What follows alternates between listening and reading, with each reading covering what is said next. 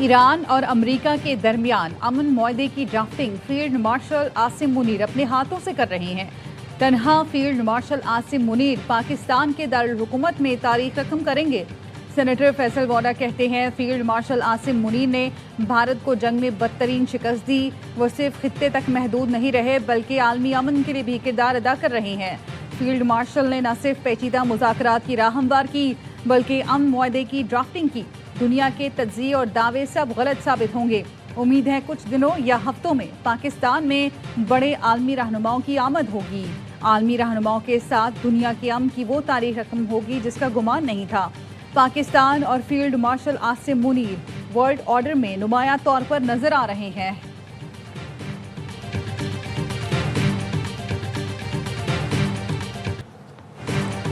مذاکرات کا دوسرا دور ہوا تو پاکستان میزبانی کے لیے تیار ہے۔ ایران اور امریکہ کے درمیان جلد امن معاہدے کے لیے پرامید ہیں۔ ترجمان دفتر خارجہ کی پریس بریفنگ، کہا 29 مئی کو اسحاق ڈار سے ملاقات میں امریکی وزیر خارجہ نے امن کے لیے پاکستان کی کوششوں کو سراہا۔ ابراہم معاہدے سے متعلق پاکستان کا موقف مستقل اور واضح ہے۔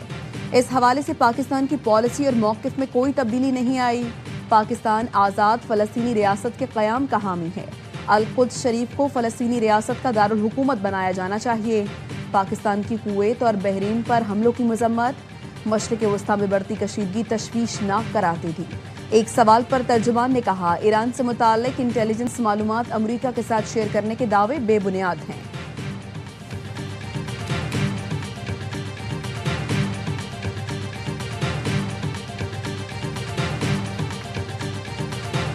The negotiation itself has gone very well, actually. But if it happens, it could happen like over the weekend.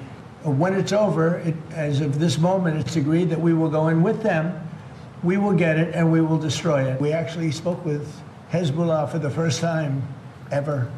We didn't know they spoke. Iran سے معاہدے پر دستخط کے قریب ہیں امریکی صدر ٹرمپ کا دعویٰ، کہا ایران کے ساتھ مذاکرات اچھے جا رہے ہیں، ہم ایران کا یورینیم حاصل کر کے اسے تباہ کریں گے، ہو سکتا ہے ہفتے کے آخر تک ایران سے مذاکرات میں کوئی پیش رفت ہو۔ ہم نے پہلی بار حزب اللہ سے بھی بات کی، حزب اللہ نے اسرائیل پر حملہ نہ کرنے کی یقین دہانی کرائی، اسرائیل نے بھی لبنان پر حملہ نہ کرنے کی یقین دہانی کرائی ہے۔ معاہدہ ہوتے ہی آبنہ ہرمز مکمل کھل جائے گی۔ ہرمز اور لبنان کے معاملے کو الگ الگ رکھنے کی کوشش کر رہے ہیں۔ وال اسٹریٹ جرنل نے دعویٰ کیا امریکی صدر نے مشیروں کو بتا دیا جب تک ایران کی جانب سے امریکی فوجیوں کو نشانہ نہیں بنایا جاتا دوبارہ جنگ نہیں ہوگی۔ امریکی اخبار کے مطابق ٹرمپ انتظامیہ جنگ کو مزید پھیلانا نہیں چاہتی، سفارتی حل کو ترجیح دے رہی ہے۔ تہران کی جانب سے پے در پے حملوں نے ٹرمپ پر دباؤ بڑھا دیا ہے۔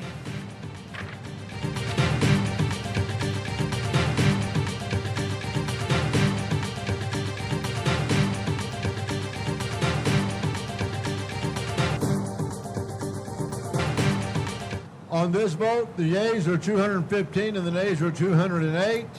The concurrent resolution is adopted. امریکی ایوان نمائندگان نے صدر ٹرمپ کو ایران میں مزید فوجی کارروائی سے روکنے کی قرارداد منظور کر لی۔ 208 کے مقابلے میں قرارداد 215 ووٹوں سے منظور۔ 4 ریپبلکن اراکین نے بھی ڈیموکریٹس کا ساتھ دیا۔ صدر ٹرمپ نے رد عمل میں کہا بے معنی ووٹنگ میں 4 برے ریپبلکن اور تمام ڈیموکریٹس نے میرے جنگی اختیارات محدود کرنے کے لیے ووٹ دیا۔ محب وطن شخص ایسے ملک دشمن کام نہیں کر سکتا، یہ سب سستی شہرت کے بھوکے ہیں، انہیں اس اقدام پر شرم آنی چاہیے۔ قرارداد اب بھی ریپبلکن کے زیر کنٹرول امریکی سینٹ کی منظوری کی محتاج، ٹرمپ اس کو ویٹو بھی کر سکتے ہیں۔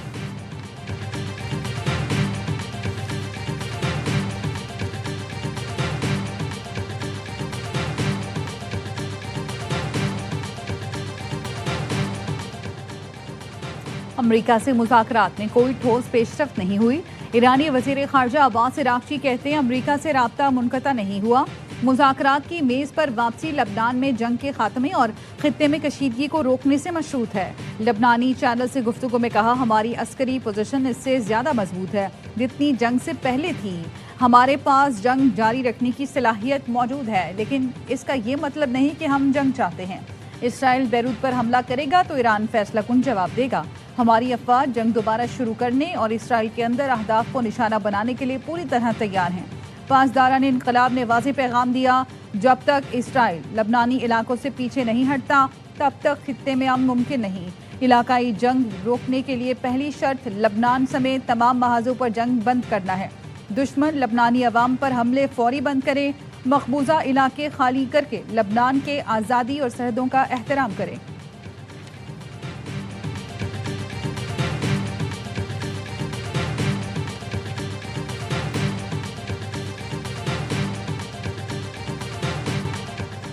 دشمن کی توجہ عوام کی ہمت توڑنے، قیادت کے فیصلوں پر اثر انداز ہونے پر مرکوز ہے۔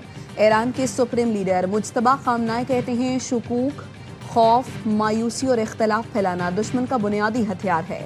قومی اتحاد، باہمی اعتماد سے دشمن کی سازش ناکام بنائی جائے۔ مضبوط، خود مختار، ترقی یافتہ ایران دشمن کو قبول نہیں۔ جوان، اہل دانش، فنون سے وابستہ افراد انقلاب کا پیغام دنیا تک پہنچائیں۔ عوام میں بددلی اور مایوسی پیدا کرنے والا ہر عمل دشمن کی مرض جیسا ہے۔ امام خمینی کی 37ویں برسی پر پیغام میں کہا، امام خمینی کے فکر کو رائج اور نافذ کرنے کا وقت آ گیا۔ کوئی اور صوبہ بنانے سے پہلے جی بی کی آواز سنیں۔ گلگت بلتستان میں جیالہ وزیر اعلیٰ بنائے تاکہ اسلام آباد جا کر بات کروں۔ بلاول بھٹو زرداری کا خضر میں خطاب۔ چیئرمین پی پی نے نون لیگ حکومت پر روزگار چھیننے کا الزام لگا دیا۔ کہا وفاقی حکومت اداروں سے لوگوں کو بے روزگار کر رہی ہے، ہم ان کے پیچھے بھاگ رہے ہیں، لوگوں کو بے روزگار نہ کریں۔ پی پی میں مقابلہ روزگار دینے کے لیے ہوتا ہے، دوسری جماعتیں روزگار چھیننے کا مقابلہ کرتی ہیں۔ کہا پنجاب کے حقوق کا سودا کرنے کو تیار لوگ جی بی کو کیا حقوق دیں گے؟ جیالہ وزیر اعلیٰ آئے گا تو دوسرے صوبوں کی طرح گلگت بلتستان کو بھی اختیارات دیں گے۔ حق کے حاکمیت، حق کے ملکیت کے ساتھ حق کے روزگار کا بھی وعدہ کرتا ہوں۔ خاتون اول آصفہ بھٹو نے نگر میں خطاب کرتے ہوئے کہا پیپلز پارٹی جی بی کے عوام کے حقوق کی جنگ لڑتی رہے گی۔ ہم نفرت نہیں، محبت اور خدمت کی سیاست کرتے ہیں۔ بلاول بھٹو ہمیشہ عوام کے مستقبل کا سوچتے ہیں۔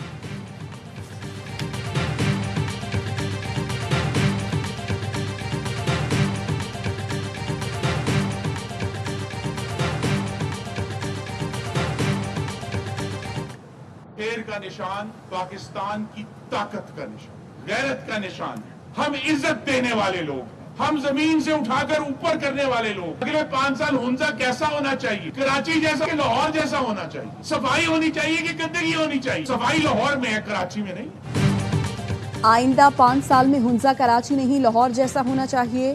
مسلم لیگ نون کے رہنماؤں کا ورکرز کنونشن سے خطاب۔ خرم دستگیر نے کہا صفائی لاہور میں ہے، کراچی میں نہیں۔ گلگت بلتستان کے عوام کو ترقی چاہیے تو شیر پر ٹھپا لگائیں۔ عابد شیر علی کا کہنا تھا مسلم لیگ نون کا انتخاب کریں تاکہ گلگت بلتستان میں بھی پنجاب جیسی ترقی ہو۔ کیپٹن ریٹائرڈ صفدر بولے ہم الیکشن ہاریں یا جیتیں گلگت بلتستان کی خدمت نہیں چھوڑیں گے۔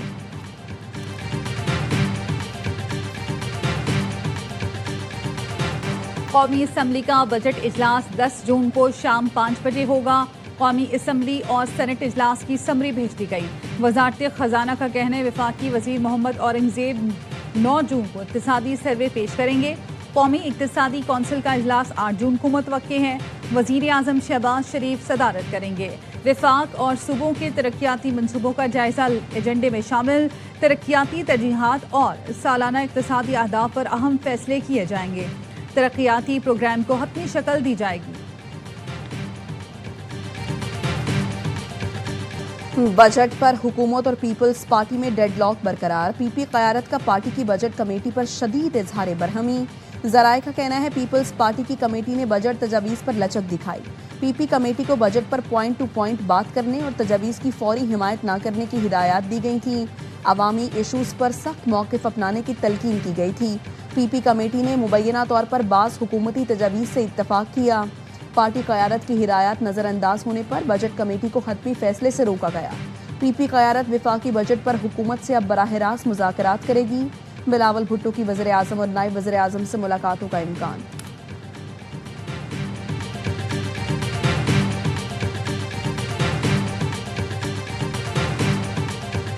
برآمدات پر مبنی ترقیاتی اہداف کا حصول اولین ترجیح ہے۔ نیشنل ٹیرف کمیشن کی فعال کارکردگی صنعت و سرمایہ کاری کے لیے ناگزیر ہے۔ وزیر اعظم شہباز شریف کی معیشت سے متعلق اجلاس میں گفتگو۔ اجلاس میں نیشنل ٹیرف پالیسی کا تفصیلی جائزہ لیا گیا۔ وزیر اعظم نے کہا سرمایہ کاروں اور صنعت کاروں کی سہولت کے لیے ٹیرف کمیشن فعال کردار ادا کرے۔ انفارمیشن ٹیکنالوجی اور مصنوعی ذہانت کا استعمال کر کے جدت لائی جائے۔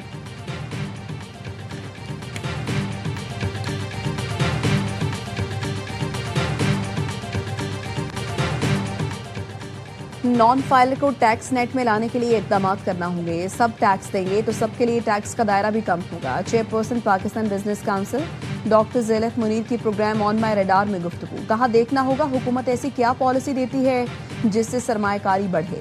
जब तक पॉलिसी में इस्तेहकाम नहीं होगा सरमायाकारी कैसे होगी। अच्छा बजट वो होगा जिसमें पहले मकामी सतह पर सरमायाकारी बढ़े, सरमायाकारी पैदावारी शोबे में हो ताकि रोजगार बढ़े और दस्तावेजी मईशत बेहतर हो।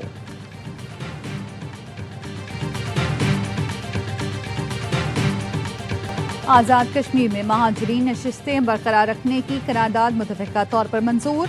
करारदाद आज़ाद कश्मीर कानून साज असम्बली ने मंजूर की। करारदाद ऑल पार्टीज कॉन्फ्रेंस के मुतफ़िक़ा फैसले की रोशनी में पेश की गई थी। महाजरीन की नुमाइंदगी को तारीखी और आइनी हकीकत करार दिया गया। इंतखाबी पेचीदगियों के हल के लिए आइनी और कानूनी इस्लाहात असम्बली के जरिए लाने पर इत्तफाक। आज़ाद कश्मीर हुकूमत ने महाजरीन की नशिस्तों से मुतालिक सुप्रीम कोर्ट में रेफरेंस भी दायर कर दिया। सुप्रीम कोर्ट आज़ाद कश्मीर से कानूनी राय मांग ली। अदालत ने कल सुबह 9 बजे के लिए नोटिस जारी कर दिए।